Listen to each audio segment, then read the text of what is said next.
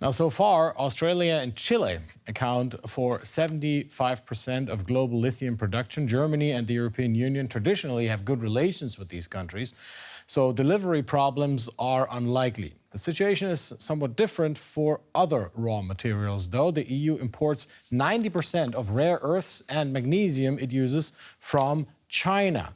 Rare earth elements are crucial in running smartphones, wind turbines and electric vehicles. Supplies could dry up quickly in case of a conflict with China, like over Taiwan or other matters. And metals like nickel and aluminum, the EU continues to import from Russia despite the war in Ukraine, because EU officials know European industries depend on these materials. Earlier, I spoke to Maike Schulze, a researcher on sustainable commodity supply chains at the German Institute for International and Security Affairs, and I asked her how Germany and the EU could lower their dependence on Russia and China. Recommendation would be to first increase knowledge about mineral supply chains and dependency, and increase transparency within mineral supply chains. And definitely at European and German level, it needs a stronger China strategy that considers dependencies and establishes instruments to degrees, but also frame it diplomatically, quite important. Diversify where possible, but also consider substitution as well as increase recycling capacity. And yeah, as we noticed in our research, that security of supply and availability play quite an important role and are closely connected, and this needs to be considered in political strategies. Maike, how is it that China has been tightening its grip on the global market for rare earths? How is that possible? I think it's a political strategy that they followed in the last 2 decades already. So you can see that year by year they increased refining capacity in the country. So I think it's quite a strong political move they did in order to secure certain refining capacities. And you mentioned it there. I mean, it's not just getting these rare materials out of the ground. It's also a matter of refining them. And that is something which is very hard on the environment, experts say. And richer economies prefer to offload these dirty tasks to China. So how is the EU going to deal with that if it doesn't want to import these things from China, from Russia? Yeah, I think it needs stronger refining capacity within the European Union, and therefore it needs stronger European collaboration because it needs high investment into refining, building up refining capacities, and it's not a short-term solution, but a medium to long-term investment that needs to be done there. Work together within the member states. Maike Schulze of the German Institute for International and Security Affairs, thank you for your thoughts. China is not only dominating the rare earths market, it's also home to more than 80% of the world solar production capacities. To change that, amid a growing demand for less expensive energy, world leaders are meeting at the International Solar Alliance Summit in New Delhi in India. They're pushing to diversify supply chains and manufacturing of solar panels.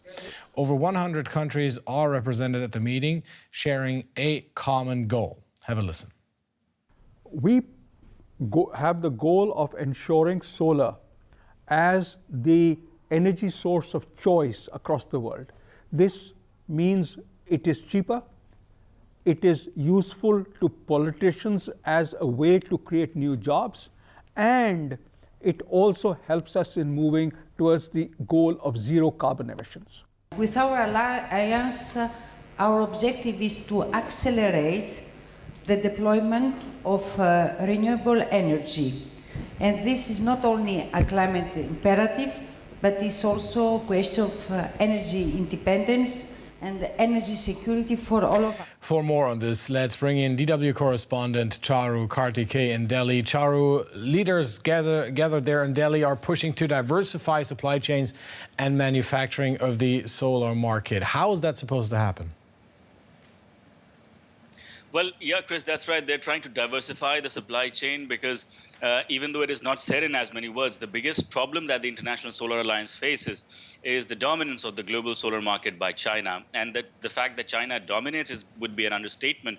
You know, the International Energy Agency believes that 75% of components that are needed for solar power are manufactured in China alone. So that's like a big dominance. Now, what the ISA is planning is that it wants to enable multiple regions across the world to be able to produce affordable solar products. Now, that is easier said than done. You know, in spite of all the progress that has been achieved in solar in many parts of the world, including in India, solar is pretty much a nascent movement, and a lot of things are in the future. So a lot of things are at the planning stage. For example, investment is a big problem. Capacity building is a big problem.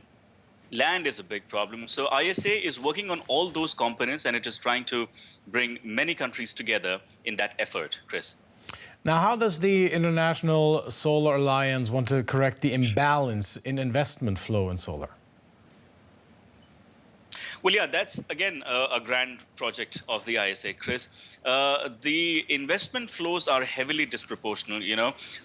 Reports suggest that in 2021, the global investment flows in solar were to the tune of $200 billion, and only 5% of these were received by countries like Africa, where the potential is maximum.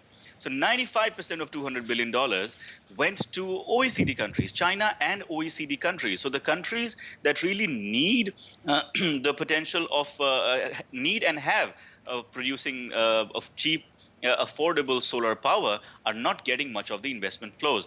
What the ISA plans to do is that it is trying to roll out a payment mechanism wherein the ISA will act as a sort of a payment guarantee for lenders who would want to invest in projects in these countries. And then it would also go into capacity building and so on and so forth. So that's what the plan looks like as of now, Chris. Now, India is facing its own problems when it comes to expanding renewable energies. Solar farms require a lot of land, you mentioned it there, which locals often want to use for their own purposes. Well, that's true, Chris. But fact number one is that right now, most of the solar plants have been set up on government land. So right now, this is not too much of a dispute. Land related complaints are sort of pretty sporadic. But then many experts say that they will definitely rise as the country improves its solar installed capacity. So all these government-owned lands that are being converted into solar plants, they are used in some way or the other by local communities. And pretty soon, when the target for the installed capacity goes up, then things will reach up. The solar market will reach to private land as well. And land has always been a very critical problem. So yeah, things are still on the planning stage as far as the future issues that might crop up in land are concerned. Right now, it's pretty sporadic, I would say, Chris.